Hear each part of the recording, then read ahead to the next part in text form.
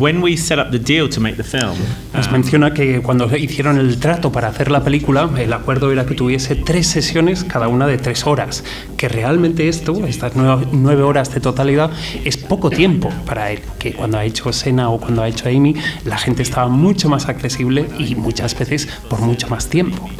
Entonces en la película, cuando oís la voz de Diego, es literalmente su voz, es él presencialmente pero sin estar en cámara. Entonces, por aquel entonces, él estaba viviendo en Dubái, donde estaba entrenando, que literalmente llegaba a su casa, se lo encontraba tirado en el sofá, muchas veces viendo la tele, incluso viendo al Boca Juniors, y entonces cuando él se iba para el baño, cogía el mando y aprovechaba para quitarle el sonido a la tele. Entonces la primera entrevista es la típica entrevista de Diego a Maradona, 5 días persiguiéndole sin conseguir realmente encontrarte con él. Luego, a continuación, en vez de intentar grabar en vídeo estas entrevistas, decidió ir con un equipo más flexible y más ligero. Simplemente él, con un traductor y además con una grabadora. Y que en ese momento fue cuando realmente él se volvió mucho más accesible y las entrevistas fueron más productivas. En estas entrevistas, muchas veces él notaba que a partir de los 90 minutos que se perdía un poco la dinámica, ¿no? Que la calidad de la entrevista disminuía de alguna manera. Entonces decidió hacer un poco lo que hizo en sus otras películas, donde el personaje no estaba vivo. Es decir, yo tengo mi visión, tengo una historia porque he compuesto lo que pasó en la historia real y entonces voy a hacer mi película y volver a llamarle cuando ya la tenga hecha. En las películas de la ficción sobre fútbol siempre ha tenido el problema de la representación épica de un grupo, ¿no? Entonces siempre lo más interesante cinematográficamente para retratar el fútbol han sido las individualidades, por desgracia, ¿no?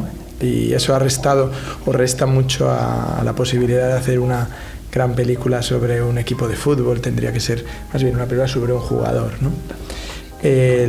Frente, por ejemplo, a tantas buenas películas que ha habido de boxeo, ¿no? O incluso de tenis, que son deportes donde hay una psicología individual, ¿no?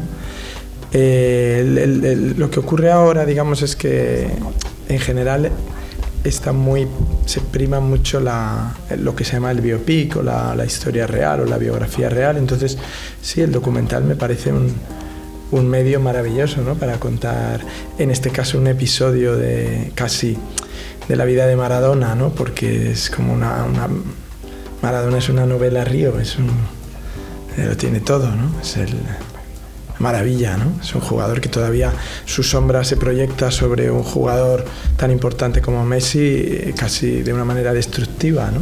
Cuando juega con Argentina, etcétera, ¿no?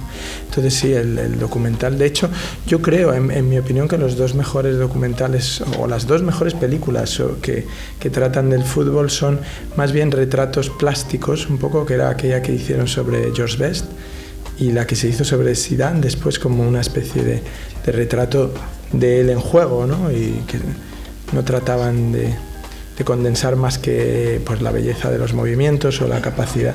Y de hecho, cuando ves aquí a Maradona jugar, las jugadas de Maradona, ¿no?